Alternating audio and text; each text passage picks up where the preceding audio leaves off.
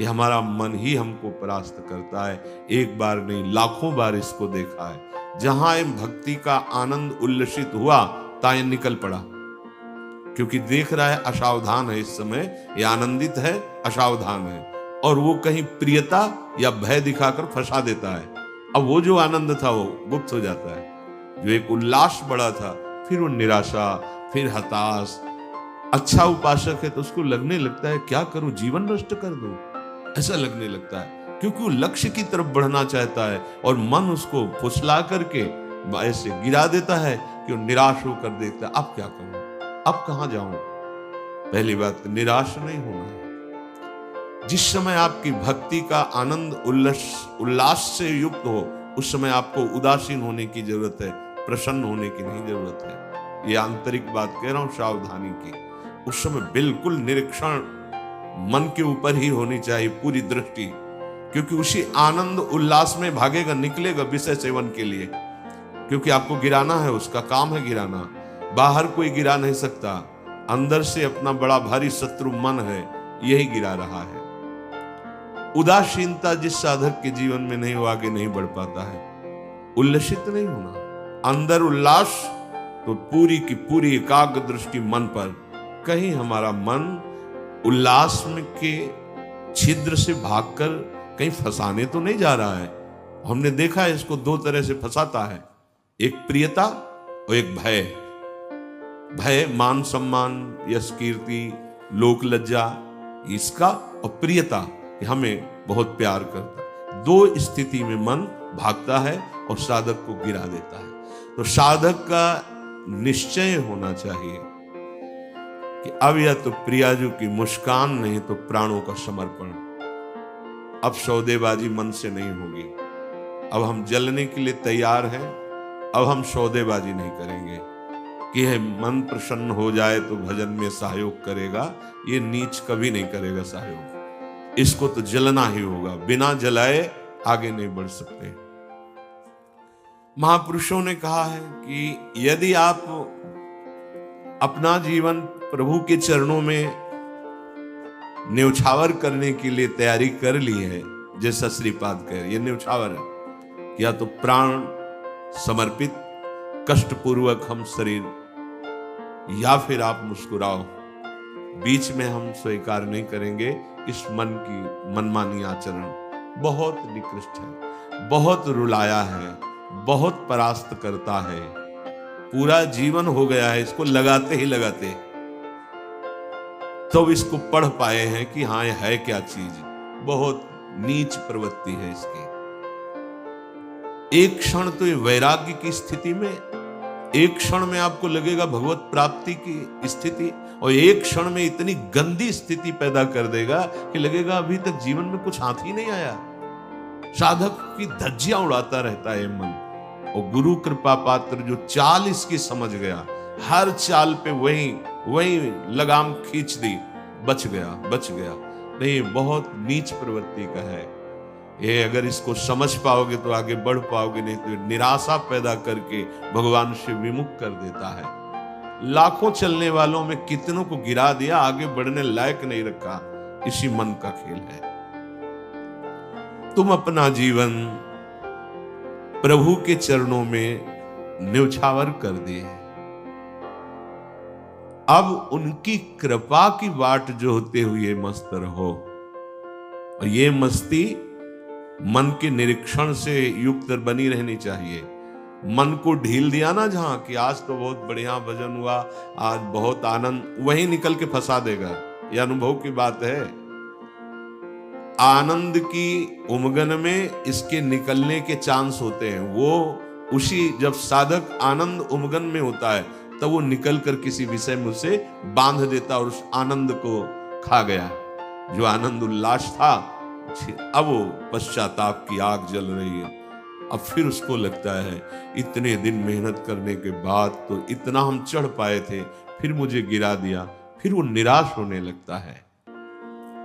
शोक, विषाद, दुख, क्लेश, कष्ट, संताप, भय, उद्वेग ये प्रदान करता रहता है। इसके सामग्री क्या है मन की? इसके अनुकूल चलोगे तो क्या देगा मन?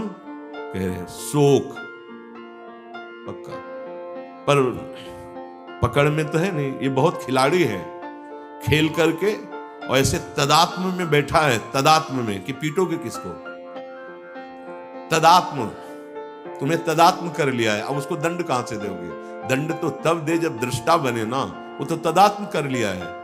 अब जब कुछ नहीं समझ तो आज से भोजन नहीं करेंगे, उसमें कुछ फर्क नहीं पड़ना, वो इतना बलवान, उसको कोई फर्क नहीं पड़ना। तुम 10 दिन के बाद जब भोजन पाओगे तब तुम्हें वहां फिर खड़ा कर देगा जाके, जहां नहीं खड़ा होना चाहिए। ये सबसे बड़ा बंधन मन है, मन ही मोक्ष का कारण है, मन ही बंधन का कारण है। ध्यान दीजिए, जब आपने अपना जीवन प्रभु को समर्पित कर दिया, भगवत प्राप्ति का निश्चय कर लिया, तो अब तुम्हें मन से सावधान रहना है, और किसी से कोई दुश्मन नहीं है, कोई हमें भ्रष्ट नहीं कर सकता त्रिभुवन में, कोई हमारा किसी भी तरह से आनंद का नाश नहीं कर सकता। एक दुश्मन है, वो है मन। ये बहुत अनुभव की बात कहते हैं। जिसने मन पर सदैव निरीक्षण दृष्टि रखी वो आगे बढ़ गया, और जो आनंद में, सम्मान में, प्रियता में, वाहवाही में चूक कर दिया, वहीं मन प्रवेश करके माया में आपको नष्ट कर देगा। लक्षण मन के पास क्या है खजाने में? जब मन के आप अनुकूल चलेंगे, मन के अनुकूल, तो आपको क्या देगा? शोक, विषाद, दुख, क्लेश, कष्ट, संताप, भय, उद्वेग, ये आपको देगा। अगर आप प्रभु के अनुकूल चले, मन जितना आपको आकर्षित करे भोगों के, उसको डांट के उसकी बात ना सुनकर प्रभु के अनुकूल चले, तो इनमें से कोई भी दोष आपके अंदर नहीं रह जाएगा।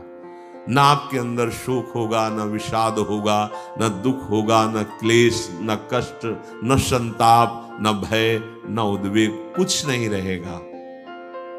निश्चय, ये बात निश्चय समझ लो, सारा का सारा मन का एक खेल है। जो सब दुखी हैं, सब परास्त हो रहे हैं, सब जल रहे हैं, उसका कारण मन है। ये मन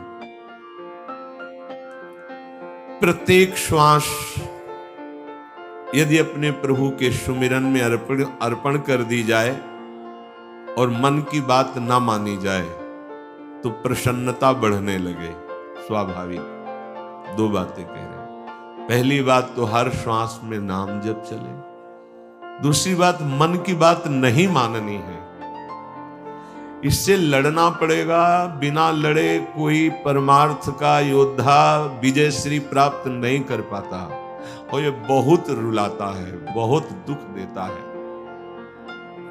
यही प्रतिकूल हो जाता है।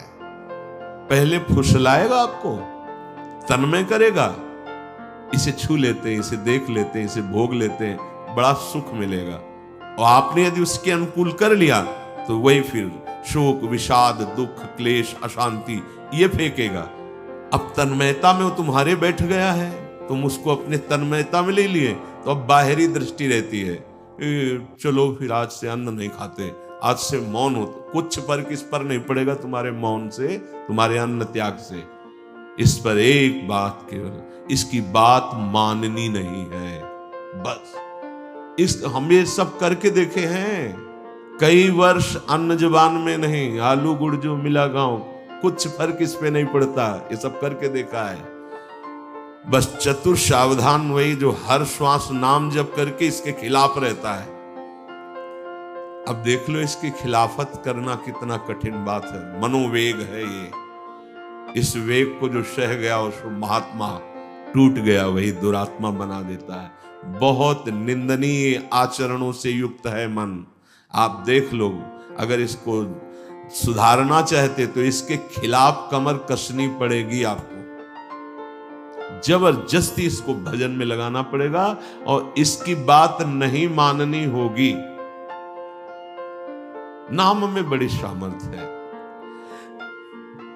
मतलब ये जो हम कह रहे हैं, अब कैसे तुम्हें स्थिति कैसे बताएं, ये बड़ी ऊंचाई से गिरा देता है मन। ये कोई छोटी मोटी शक्ति नहीं है मन। इंद्रियाणाम मनश्चासु, ये भगवत स्वरूप है।